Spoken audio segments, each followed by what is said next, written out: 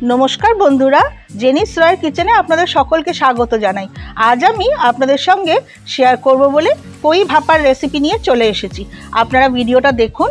यदि भिडियोटा आपनादेर भालो लेगे थाके लाइक शेयर कमेंटेर अनुरोध रइलो। और यदि आमार चैनेले आपनारा नतून बंधु हये थाकेन ताहले चैनेलटिके साबस्क्राइब करे बेल आइकन अवश्यई प्रेस करे देबेन जाते जखोनी आमी कोनो नतून रेसिपि आपलोड करब तार नोटिफिकेशन सबचेये प्रथमे आपनादेर काछे चले जाबे।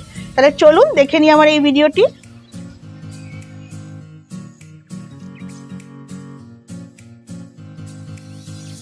कोई भापा बानानोर जोन्नो आमी निয়েছি একটা কই মাছ।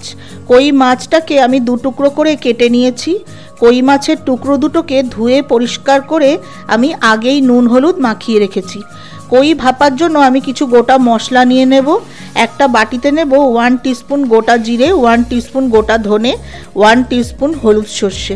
আমি এই রেসিপিতে হলুদ সর্ষের ব্যবহার করছি, আপনারা কালো সর্ষের ব্যবহার করতে পারেন। আমি গোটা মশলাটাকে শিলে বেটে নেব। ওভেনে কড়াই বসিয়ে দিয়েছি। কড়াইতে কই মাছ ভাজার জন্য দেব সামান্য সর্ষের তেল। আমি কই মাছটাকে হালকা ভেজে নেব। তেল গরম হয়ে গেছে, আমি কই মাছের টুকরো দুটো দিয়ে দেব। মাছের এক পাশ হালকা ভাজা হয়ে গেছে, উল্টে দেব। কই মাছ ভাজা হয়ে গেছে, তুলে নেব।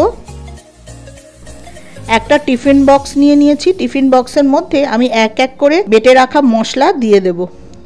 জিরে, ধনে, সর্ষে আর শুকনো লঙ্কা বাটা দেব। 4টে কাঁচা লঙ্কা বাটা দেব। ঝালটা আপনারা আপনাদের স্বাদ অনুযায়ী দেবেন। স্বাদ অনুসারে নুন দেব। হাফ টিস্পুন হলুদ গুঁড়ো, হাফ টিস্পুন লঙ্কা গুঁড়ো আর পরিমাণ মতন সর্ষের তেল দিয়ে মশলা মাখিয়ে নেব। একটু জল দিয়ে মশলা গুলে নেব। মশলা একদম রেডি। আমি ভেজে রাখা কই মাছ দুটো দিয়ে দেব। 3টে চেরা কাঁচা লঙ্কা দেব আর সবশেষে দেব 1 টিস্পুন কাঁচা সর্ষের তেল। টিফিন বক্স কভার করে দেব। ওভেনে কড়াই বসিয়ে দিয়েছি। কড়াইতে দিয়েছি সামান্য একটু জল। কড়াইয়ের মাঝখানে একটা স্ট্যান্ড বসিয়ে দিয়েছি। টিফিন বক্সটাকে স্ট্যান্ডের ওপর বসিয়ে কড়াই কভার করে 20 মিনিট কই মাছটাকে ভাপিয়ে নেব। 20 মিনিট পর আমি গ্যাস ওভেন বন্ধ করে টিফিন বক্স ঠান্ডা করে নিয়েছি। টিফিন খুলে দেখিয়ে দেব কেমন হয়েছে কই ভাপা।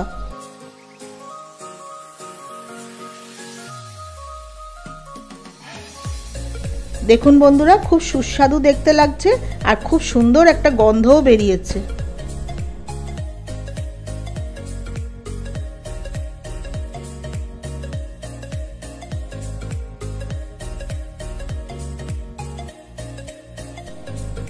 আপনারা ভিডিওটা দেখুন।